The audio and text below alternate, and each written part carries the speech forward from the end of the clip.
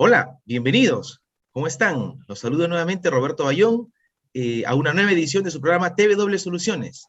Un gusto acompañarlos nuevamente luego de este receso de medio año para tocar temas muy importantes relacionados y vinculados al teletrabajo y a la materia de la transformación y el futuro del trabajo que nos convoca.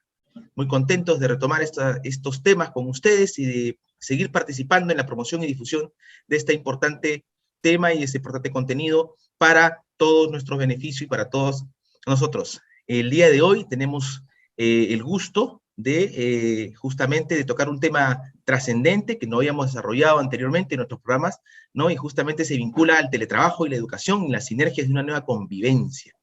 Y para eso tenemos el honor de contar con un invitado especial, ¿no? Y se trata de el señor Luis Diego Salas Ocampo. Hola Luis Diego, ¿cómo estás? Un gusto, Roberto. Muchas gracias por la invitación. Encantado de compartir con ustedes. Muchas gracias, Luis. Para quienes no lo conocen, Luis es sociólogo y administrador de empresas del hermano país de Costa Rica, posee el grado de magíster en negocios y magíster en entornos virtuales de aprendizaje, es doctorando en ciencias de la administración por la Universidad Estatal a Distancia. Además, es catedrático de la Universidad Nacional de Costa Rica, integrante de la comisión organizadora del Congreso Internacional del Teletrabajo CONARE, es académico, investigador en la Escuela de Relaciones Internacionales, y él, pues obviamente, cuenta con mucha experiencia, ha aportado con artículos y reflexiones académicas en experiencias en diversas temáticas, entre las que se encuentran el teletrabajo en la educación superior y el sector privado, el comercio electrónico, temas como participación social, derechos humanos, gestión de desastres y calidad de servicios académicos, en experiencias académicas y aplicadas, tanto a nivel del sistema de Naciones Unidas, en agencias como ILANUT, PNUD, UNICEF y asesorías particulares en el gobierno en diferentes administraciones y en la Universidad Nacional. Además, él ha sido uno de los líderes y promotores de una de las primeras experiencias piloto y exitosas que se hicieron a nivel del sector educativo, y justamente por eso estamos contando con él en esta temática que nos convoca el día de hoy sobre el teletrabajo y la educación y las sinergias, ¿no?, de una nueva convivencia. El objetivo de nuestro programa el día de hoy es demostrar pues, la viabilidad de esta sinergia entre el teletrabajo, la teleeducación y la adecuación en el nuevo milenio, y con ello incentivar la práctica del teletrabajo en el sector educativo. Muy bien, sin más preámbulo, pasamos a hacerle una primera pregunta a Luis Diego Salas. ¿Cómo has visto, Luis, la reacción de las entidades educativas al tema de la virtualidad plena y con ello a su adaptación forzosa hacia el teletrabajo? Muchas gracias, Roberto. Sí, ha sido un momento histórico realmente privilegiado el poder ver casualmente este fenómeno que planteas de esta adaptación de las estructuras educativas, porque usualmente las estructuras educativas son muy estables en el tiempo. Ciertamente, pues mi mayor experiencia, como usted lo planteaba, es en la educación superior, y eso es algo pues importante tomar en cuenta, porque este proceso también a lo que son estructuras de primaria o secundaria, pues también las ha impactado, pero quizás su comportamiento es un poco diferente, ¿verdad? Pero en este sentido es muy interesante indicar primeramente que en América Latina el fenómeno no parte de cero, no es que no existía nada antes de esta pandemia, sino que ya existía toda una tradición histórica de modelos de educación que en el pasado los conocíamos como modelos a distancia y que no son, ciertamente no son virtualidad, pero que habían generado una sensibilidad importante en algo que en educación es fundamental, que son los procesos de mediación pedagógica o andragógica.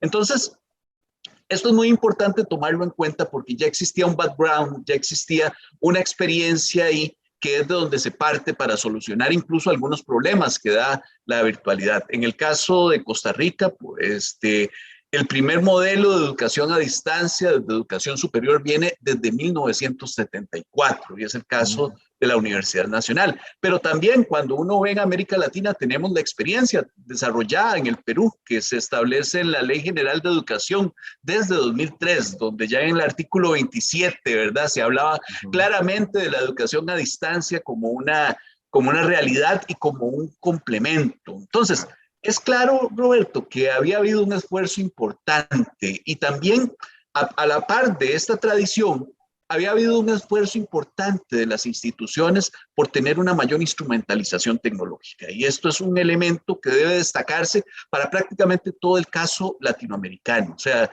las instituciones de educación habían hecho una inversión importante en plataformas para la sincronía y para la sincronía en educación virtual, que respondían fundamentalmente en su momento histórico y cuando se hicieron esas inversiones país a toda una lógica de cambios emergentes en las plataformas de sistematización, consolidación y lo que uno podría llamar diseminación de conocimiento. Hace ya más o menos 20 años, las instituciones de educación superior vienen planteándose el tema de la internacionalización como tal, vienen teniendo una presión global por tener visualización internacional, porque de ahí de esos procesos de internacionalización emergen nuevas posibilidades, incluso de actualización académica y también de potenciación de sus ofertas educativas. Entonces, esto ya se había dado en América Latina como tal, un esfuerzo de las instituciones por tener más instrumentos tecnológicos que permitieran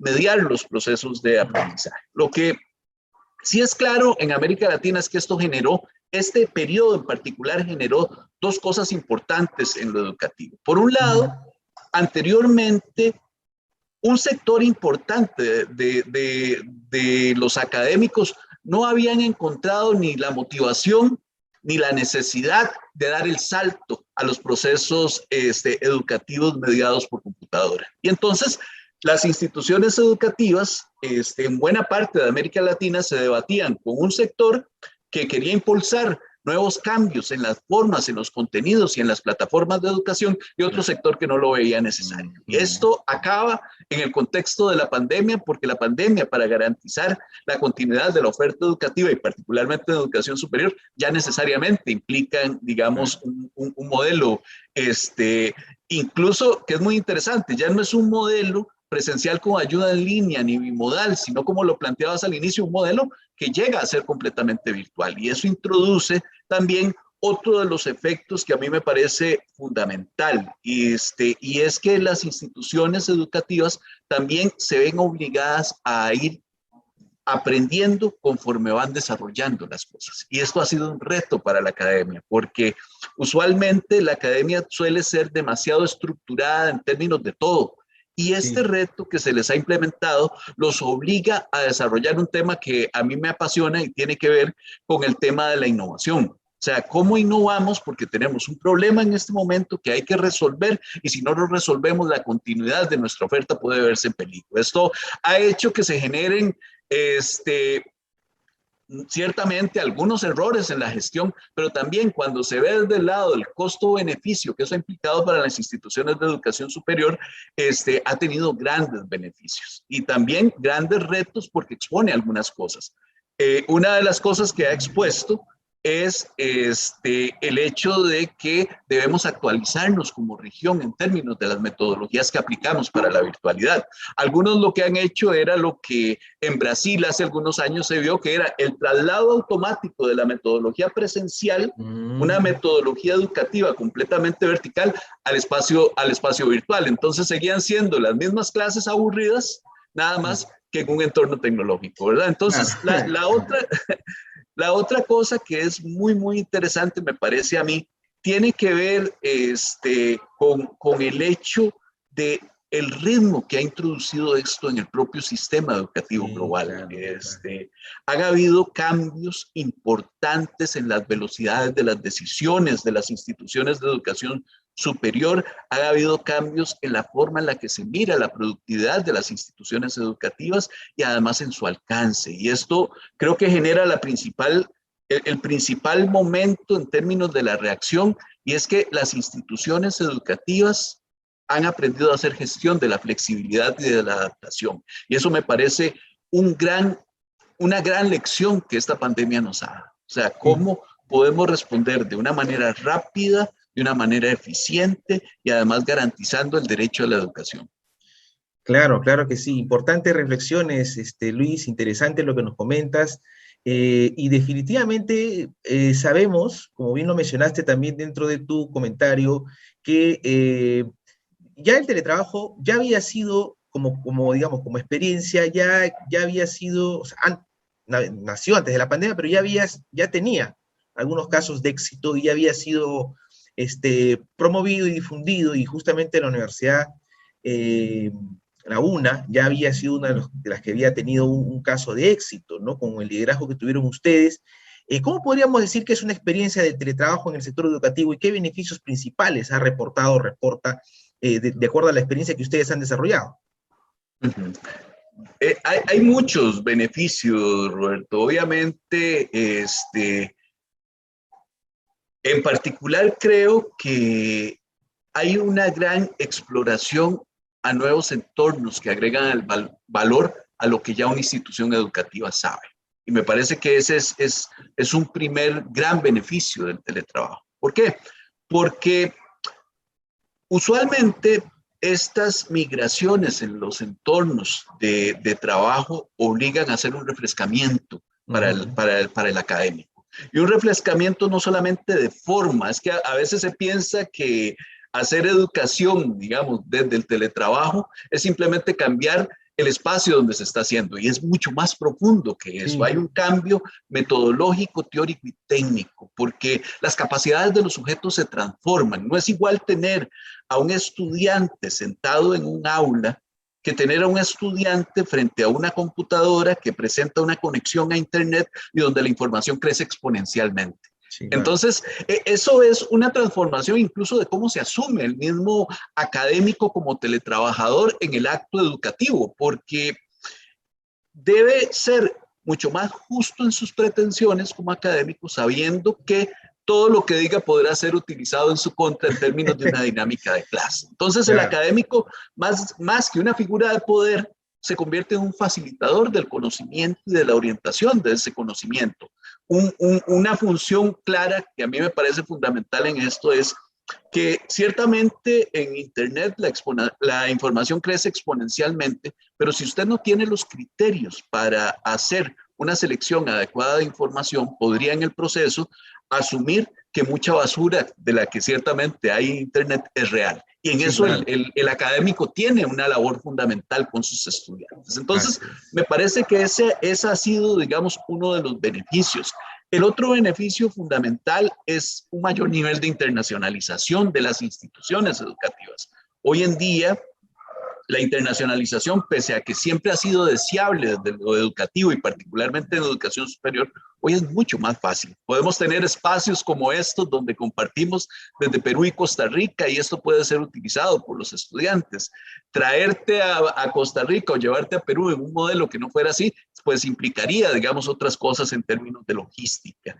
La otra cosa que me parece que es fundamental es la creación de nuevos espacios o nuevos círculos de intercambio de investigación, docencia y extensión, o el reforzamiento de los vínculos ya existentes, la creación de espacios de trabajo sincrónicos donde con académicos de distintas partes del mundo se puede construir un conocimiento en común. Me parece que eso también es sumamente valioso. Y en términos de la gestión, la experiencia que hemos tenido nosotros, Roberto, ha sido muy interesante. En este proceso ha aumentado la matrícula y la cobertura de nuestra universidad. Por ejemplo, ha habido un fortalecimiento de la identidad marca de la Universidad Nacional en el proceso. Ha habido una mayor diversificación de la oferta, porque como hay personas que están accediendo a estos entornos, entonces la universidad ha visto una ventana de oportunidad ofreciendo distintos tipos de curso y pensando en la rentabilidad social. Hicimos una experiencia muy interesante como universidad donde ofrecimos a más de 5,000 personas, casi 100 cursos libres que podían tomar en la modalidad MOOCs, ¿verdad? Y eso para un sector de población que usualmente no tiene acceso a la educación superior ha sido una experiencia sumamente enriquecedora.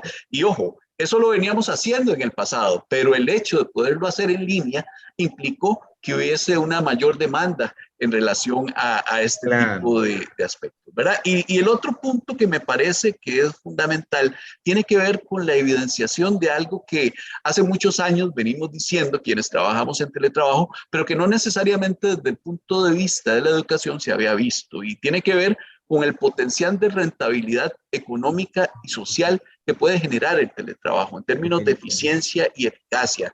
En la gestión de lo cotidiano, reuniones que antes nos duraban 3 horas, hoy se hacen mucho más productivas, mucho más cortas en el tiempo, con mucho menos mediaciones, y además nos ayudan a mejorar la gestión en su conjunto. Entonces, me parece que esos son, digamos, algunos de los beneficios que desde el punto de vista académico han tenido las instituciones, ¿verdad? Eso, sin duda, ha generado también algunos retos y dificultades. No es que todo esto se dé en bonito en la primera vez, sino que ha implicado procesos también de reflexión, de cuestionamiento y también de toma de decisiones, ¿verdad? Claro, y justamente como bien lo dices, Luis, que nos has ilustrado mucho con los beneficios que es importante reconocerlos, porque a veces siempre o normalmente se ven los beneficios hacia la persona, pero también tenemos que ver los beneficios del sector, de la corporación, también del sentido del negocio, porque es así como esta virtualidad y en general el tema de aprovechar el teletrabajo o el trabajo a distancia de una manera inteligente, de una manera sostenible, como lo deberíamos ver.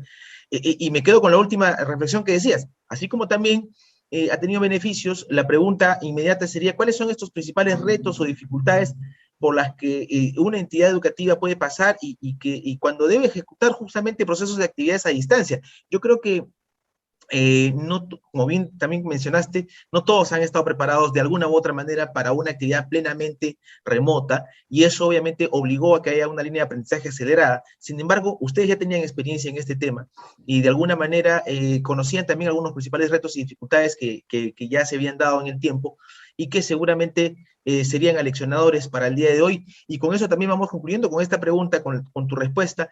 ¿Cuáles serían finalmente tus principales recomendaciones para aquellas entidades que todavía tienen alguna resistencia respecto al tema de realizar actividades a distancia? Bien, hay un conjunto de dificultades que se han experimentado, Roberto, y que son interesantes para la profundización en términos de investigación.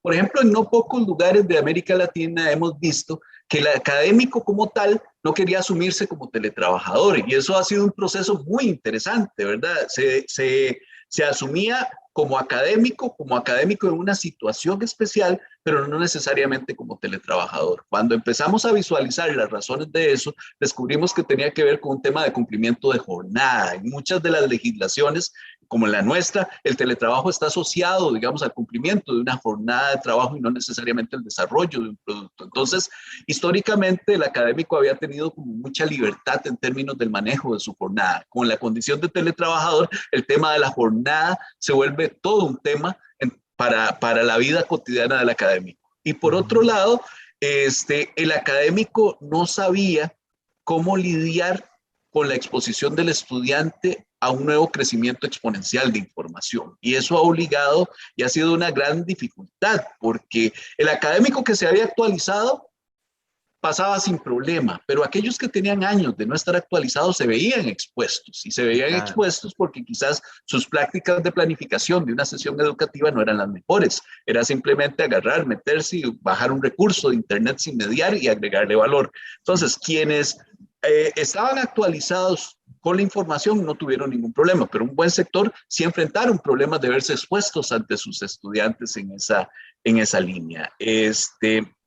La otra cosa es que a nivel de dificultad, es que muchas instituciones educativas empiezan en el teletrabajo sin tener marcos normativos en relación con él. Claro. Entonces tienen que estar haciendo una gestión del teletrabajo en términos de decretos o circulares de acatamiento obligatorio para muchos sectores, y eso generó una gran confusión, ¿verdad? Claro. Entonces, estos han sido algunas de las dificultades que se han experimentado en términos del teletrabajo desde la perspectiva académica, con un reto también, con un conjunto de retos importantes. Antes hablábamos, por ejemplo, de la internacionalización que esto permite, Roberto, pero hemos descubierto en América Latina que tenemos un gran problema de diversificación idiomática. Y en términos de una mayor internacionalización, hemos visto cómo aún nuestras estructuras de educación superior siguen presentando problemas con la posibilidad de hacer diversificación idiomática, que nuestros académicos y académicas hablen en otros idiomas, nos permiten mayor acceso a estructuras globales de conocimiento. Y eso ciertamente ha sido un reto y ha sido una gran asimetría en términos de los países. Países que tienen muy resuelto el tema idiomático, claro, han podido tener un mayor acceso a estas corrientes globales de conocimiento que la pandemia ha potenciado. Lo otro que hemos visto a lo largo de muchas instituciones de educación superior en América Latina es que se empieza a generar un conflicto interno en términos generacionales. Un sector académico que tiene muchos años de estar en las instituciones de educación superior, que está en la mitad de su vida profesional o un poquito más allá, frente a un sector muy joven, y no se han creado esos puentes de diálogo para que la tecnología pueda potenciar todo el gran conocimiento que a lo largo de los años este sector más tradicional académico ha generado, con las herramientas y con también los conocimientos que este sector académico más joven podría generar. A mí me parece que eso es una gran ventana de oportunidad para la gestión educativa. Y por otro lado, me parece que otro de los retos, y quizás el más importante, tiene que ver con pensar en los modelos educativos post-pandemia. O sea, ya hemos descubierto que permite el teletrabajo, que permite la educación virtual, pero ahora sí, posterior a la pandemia, ¿cómo vamos a utilizar eso creativamente para el beneficio de nuestras instituciones, nuestros estudiantes y el mismo sector académico? Y entonces eso lleva un elemento que es fundamental, que tiene que ver con no solamente qué vamos a hacer, sino cómo lo vamos a medir. Y me parece que los esfuerzos de investigación tienen que ir por ahí. Ya hemos hecho adaptaciones. De estas adaptaciones estamos teniendo en simultáneo resultados. Pero ¿cómo nos vamos a devolver y vamos a ver lo que pasó, generando herramientas y indicadores de gestión que nos permita incluso replantear las ofertas educativas que aún no hemos imaginado, los trabajos que aún no existen, la concepción del futuro desde el teletrabajo y la educación virtual? Me parece que esos son, digamos, algunos grandes retos. Para cerrar, Roberto, preguntabas algunas de las recomendaciones. Me parece que hay como tres cosas fundamentales. Uno, me parece que una primera recomendación que surge de lo que hemos vivido es que las instituciones de educación superior no hacen mal en tener una inversión sostenida en el tiempo en esta área. Un tema que pasa no solamente por el tema de tener hardware y software, sino con las capacidades teóricas, metodológicas de nuestros académicos para poder utilizar eso de una manera creativa, de una manera que resuelva problemas, de una manera que permita integrar al sector empresarial con el sector social y con nuestros estudiantes, que finalmente también están buscando una oportunidad de mercado para poder posicionarse en la vida productiva del país. Me parece que otra de las grandes recomendaciones tiene que ver con la necesidad de investigar lo que estamos haciendo en este momento. No dejar que el día a día de esta pandemia en la cual vamos resolviendo nos quite ese afán investigador como instituciones de educación superior. A mí me parece que el mayor valor agregado que podamos darle a esto que hemos tenido que vivir radicará en cómo saquemos lecciones de esto que estamos viviendo. Y me parece que la investigación y la extensión, la acción social es algo que agrega valor. Y a mí me alegra mucho ver experiencias como las que están desarrollando ustedes en el Perú, de cómo hacer una extensión universitaria vía educación superior, vía tecnología y vía teletrabajo. Me parece que son cosas que hay que seguirle la pista. Y la otra cosa que me parece que es fundamental es entender y vernos hacia adentro y descubrir cuáles son nuestras necesidades como educación superior y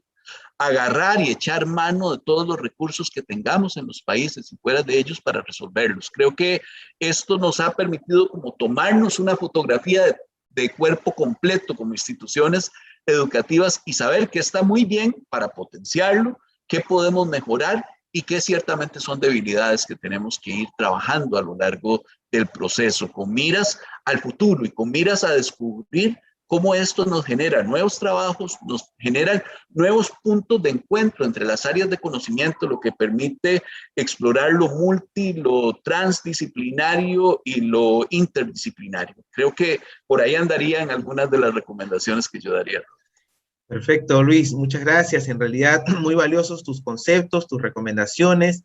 Has dado una lectura importante a este tema que seguramente es un tema que podríamos profundizar, así que te invito desde ya, te convoco a un siguiente programa para de repente tocar algún punto específico y poder seguir profundizándolo, porque es importante la visión que podemos generar a través del impulso y la promoción que le estamos dando a este tema para que veamos la sostenibilidad estratégica y positiva que puede generar para las instituciones educativas el hecho de que se inserten adecuadamente en la modernidad y en estas líneas de tendencia global que justamente, como bien lo has expresado, ya son parte de una realidad de hace unos años, pero ya que se tienen que acelerar los cambios en función a la coyuntura que hemos vivido y que pensando en la pospandemia justamente en cómo que tenemos que cambiar y cuáles son los cambios que tenemos que hacer.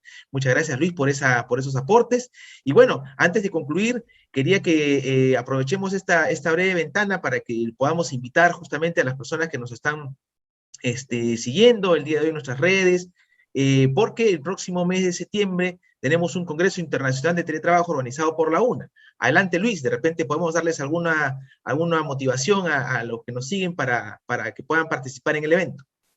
Sí, muchas gracias, Roberto, por el espacio. Y ciertamente, como lo planteas, del 21 al 24 de septiembre vamos a estar organizando las 5 universidades públicas que son las más importantes de Costa Rica: la Universidad Nacional, la Universidad de Costa Rica, el Instituto Tecnológico de Costa Rica, la Universidad Estatal a Distancia y la Universidad Técnica Nacional. El congreso que se titula Congreso Internacional de Teletrabajo, Sostenibilidad, Cultura Digital y Transformación Social en América Latina, porque casualmente, Roberto, lo que hemos querido con este congreso es ver cómo a nivel global se están dando estos procesos de investigación, gestión e intercambio de conocimientos entre el sector empresarial, el sector social y el sector académico. Y esto en un marco que es extraordinario, que es el marco que en Naciones Unidas se ha venido trabajando, que es el marco de los Objetivos del Desarrollo Sostenible, donde nuestros países han hecho compromisos y donde el teletrabajo ciertamente desde el punto de vista de la educación, desde el punto de vista de los derechos como tales, desde el punto de vista de la calidad de vida y la sostenibilidad ambiental y por supuesto también desde la productividad, han generado lecciones valiosas. Entonces es un espacio para compartir, pero compartir también académicamente, teniendo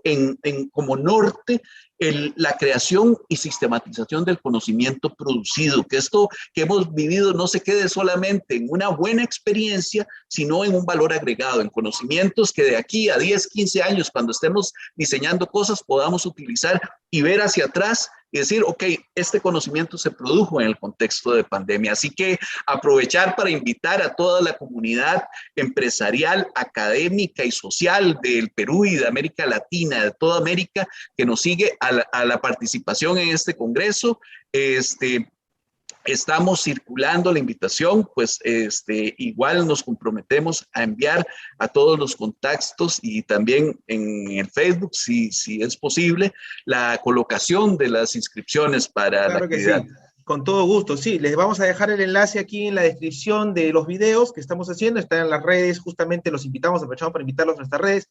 El día de hoy estamos en Facebook, pero también estaremos en YouTube, en LinkedIn y en otras redes que participa TVW Solutions, con este programa TVW Soluciones, y para que puedan acceder a la información del evento y suscribirse, inscribirse, y también participar en estas conferencias importantes que en el marco del Congreso Internacional de Teletrabajo que se organizará en el hermano país de Costa Rica, nos van a seguramente brindar muy buenos contenidos, así que desde ya los invitamos, va a estar muy interesante este evento del próximo mes de septiembre.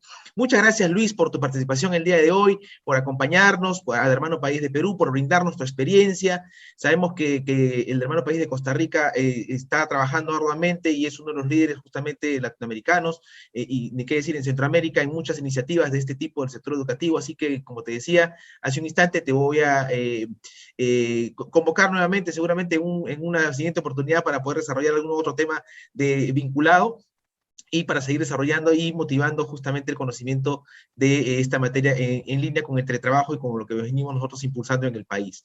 Muchas gracias, Luis, por tu participación, y con nosotros hasta una siguiente oportunidad. Los invitamos a seguirnos en redes sociales, así como también en nuestra página www.tvrosolutions.com.pe. Muchas gracias por su participación el día de hoy a todos, y hasta una siguiente oportunidad. Gracias, Luis Diego. Un gusto. Hasta luego, encantado, Roberto. Hasta luego.